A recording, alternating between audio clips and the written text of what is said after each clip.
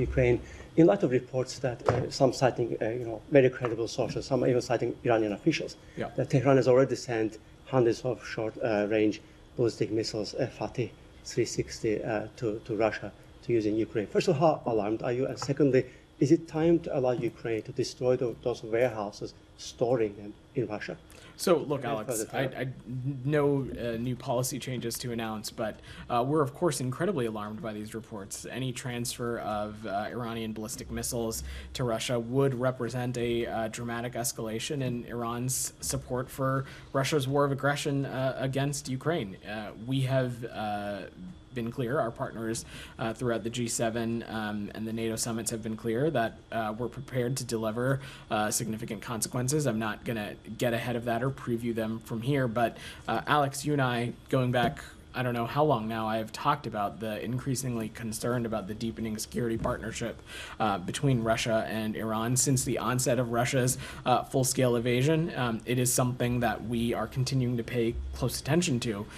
But to put the focus on Iran for a second, President Pezeshkian continues to say publicly that improving his country's failing economy depends on improving his foreign relations and Iran's standing in the world. At the same time, though, you cannot have it both ways, as such a reported missile transfer would basically threaten international safety and the international order. So we will continue to judge Iran by its actions.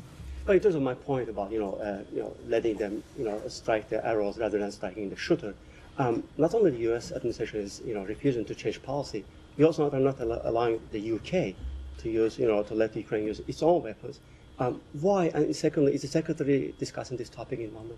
So, look, support for Ukraine, I expect it to be a major topic of conversation when the Secretary has his government-to-government meetings tomorrow. I'm not going to get ahead of that process. I'm sure you all will hear from him early for those that plan on tuning into his press conference.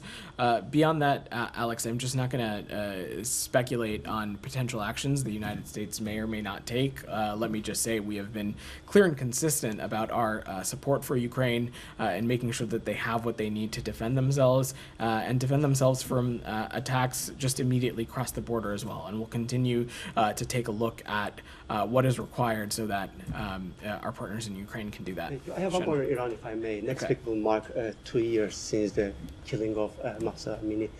Is it time to move forward in terms of implementation of Mahsa Act? Why is it taking this long?